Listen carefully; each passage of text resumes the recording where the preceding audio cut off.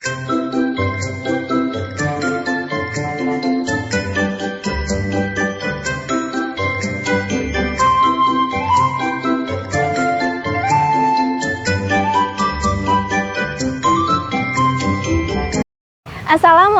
warahmatullahi wabarakatuh. Shalom, Om Swastiastu, Namo Buddhaya, Salam Kebajikan. Halo semua, kami dari kelompok 1 kelas A, mahasiswa Universitas 11 Maret Surakarta, Fakultas Keguruan dan Ilmu Pendidikan, Program Studi Pendidikan Ekonomi semester 4. Video ini merupakan video pembelajaran mata kuliah Pendidikan Inklusi dengan materi alur penanganan pendidikan inklusi. Namun, sebelum membahas secara detail materi alur penanganan pendidikan inklusi ini, mari kita terlebih dahulu bersama-sama menyamakan persepsi awal kita tentang konsep pendidikan inklusi. Pendidikan inklusi adalah sistem layanan pendidikan yang mengikutsertakan anak berkebutuhan khusus dalam sekolah reguler terdekat untuk dapat belajar bersama dengan teman sebayanya. Pendidikan inklusi beririsan dengan beberapa konsep dan istilah, yaitu pendidikan khusus dan layanan khusus. Pendidikan khusus dalam Undang-Undang Nomor 20 Tahun 2003 tentang Sistem Pendidikan Nasional, Pasal 32 Ayat 1 merupakan pendidikan bagi peserta didik yang memiliki kesulitan dalam mengikuti proses pembelajaran karena kelainan fisik, emosional, mental, sosial, dan atau memiliki potensi kecerdasan dan bakat istimewa.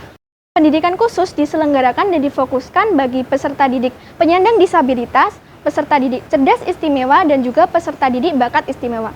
Yuk kita bahas satu persatu. Disabilitas dalam Undang-Undang Nomor 8 Tahun 2016 adalah setiap orang yang memiliki keterbatasan fisik, intelektual, mental, dan juga sensorik dalam jangka waktu panjang yang dalam berinteraksi dengan lingkungannya dapat mengalami hambatan dan kesulitan untuk berpartisipasi secara penuh dan efektif dengan warga negara lain berdasarkan kesamaan hak. Terdapat berbagai macam ragam disabilitas meliputi penyandang disabilitas fisik, penyandang disabilitas intelektual, penyandang disabilitas mental, dan penyandang disabilitas sensorik. Ragam disabilitas ini dapat dialami secara tunggal, ganda, atau multi dalam jangka waktu lama yang telah ditetapkan oleh tenaga medis sesuai dengan peraturan perundang-undangan. Yang dimaksud dalam jangka waktu lama ini adalah paling sedikit selama 6 bulan atau dapat bersifat permanen. Cerdas istimewa adalah pendidikan khusus bagi peserta didik yang memiliki kapasitas intelektual di atas rata-rata, kreativitas yang tinggi, dan komitmen terhadap tugas yang tinggi. Bakat istimewa adalah pendidikan khusus yang diselenggarakan bagi peserta didik yang memiliki kecerdasan kinestetik yang luar biasa, kreativitas yang tinggi, serta komitmen terhadap tugas yang tinggi berdasarkan hasil tes bakat sesuai dengan bidang seni dan juga olahraga. Layanan khusus dalam Undang-Undang Nomor 20 Tahun 2003 tentang Sistem Pendidikan Nasional, Pasal 32 Ayat 2 merupakan pendidikan yang diselenggarakan bagi peserta didik di daerah terpencil atau terbelakang, masyarakat adat terpencil, dan atau yang mengalami bencana alam, bencana sosial, dan tidak mampu dalam ekonomi. Salah satu contoh layanan khusus adalah program ADEM. Program ADEM merupakan salah satu upaya dari pemerintah dengan mentransfer siswa-siswa Papua dan Papua Barat, siswa-siswa dari keluarga repatriasi, dan siswa-siswa dari daerah 3T untuk mendapatkan kesempatan belajar di pendidikan menengah yang berkualitas. Tujuan pendidikan inklusi adalah yang pertama, memberikan kesempatan untuk mendapatkan pendidikan yang layak dan sesuai dengan kebutuhannya. Yang kedua, membantu percepatan program wajib belajar.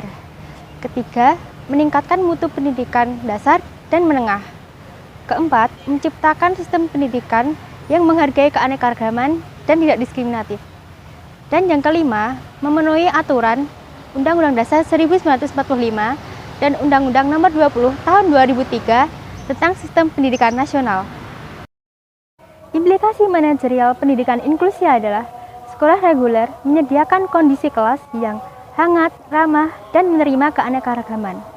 Selanjutnya, sekolah reguler harus siap mengelola kondisi kelas heterogen dalam kurikulum yang bersifat individual. Kemudian, sekolah reguler harus memiliki guru profesional yang sebagaimana telah diatur dalam Undang-Undang Dosen dan Guru. Selanjutnya, guru harus memiliki keterampilan dalam mengelola pembelajaran. Dan yang terakhir, guru harus melibatkan dan berkolaborasi dengan orang tua dalam proses pembelajaran. Untuk itu, dalam penyelenggaraan pendidikan inklusi, terdapat beberapa poin penting yang harus dipersiapkan. Yang pertama yaitu alur penanganan, kedua yaitu modifikasi kurikulum, ketiga program pembelajaran individual, keempat manajemen kelas, dan yang kelima tata kelola sekolah. Untuk itu, kelompok kami akan membahas dan menjelaskan secara detail materi tentang alur penanganan. Dalam materi alur penanganan, diawali dengan PPDB atau penerimaan peserta didik baru. PPDB untuk SD dan juga SMP diatur oleh Dinas Pendidikan Kabupaten atau Kota. Sedangkan untuk SMA dan juga SMK diatur oleh Dinas Pendidikan Provinsi. Sebagai contoh, PPDB untuk SMA 1 Boyolali diatur oleh Dinas Pendidikan Provinsi Jawa Tengah.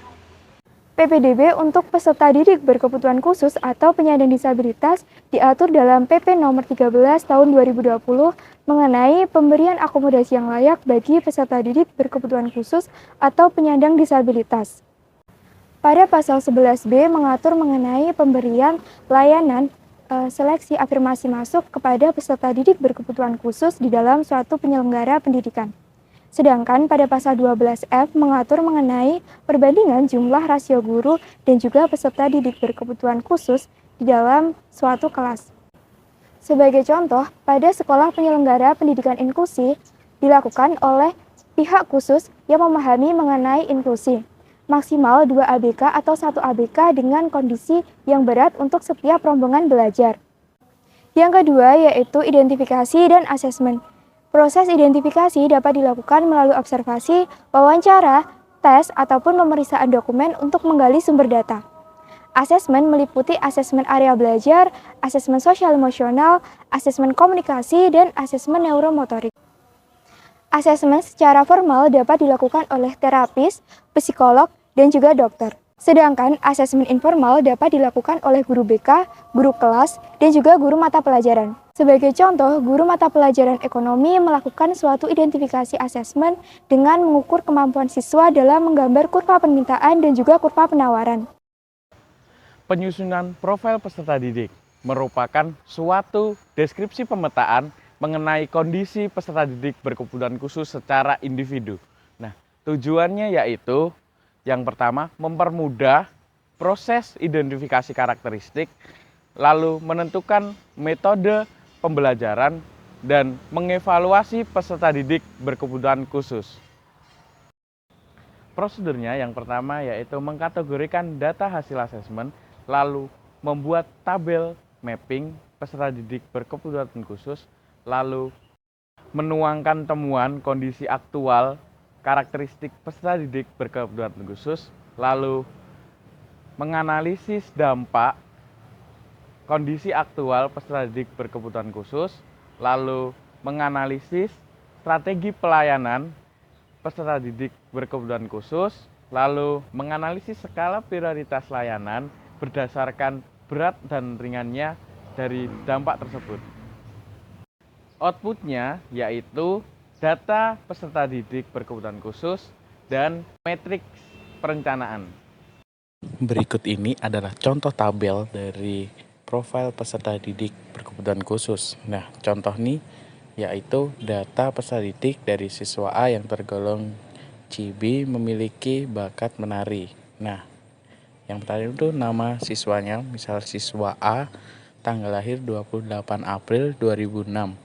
Nah, di tabel tersebut terdapat bakat istimewa dan prestasi. Nah, bakat istimewa dari siswa A tersebut adalah menari dan prestasi yaitu juara 1 tingkat provinsi. Perencanaan pembelajaran. Nah, perencanaan pembelajaran merupakan hasil atau langkah untuk menghasilkan program dan proses pembelajaran bagi peserta didik berkebutuhan khusus. Nah, perencanaan pembelajaran ini dilihat dari hasil asesmen dan matriks perencanaannya. Nah, berdasarkan matriks perencanaan, karakteristik peserta didik itu dilihat dari dampak yang paling besar. Nah, itu akan diutamakan atau diprioritaskan dalam pembelajaran. Contoh atau output dari perencanaan pembelajaran ini yaitu modul ajar atau RPP.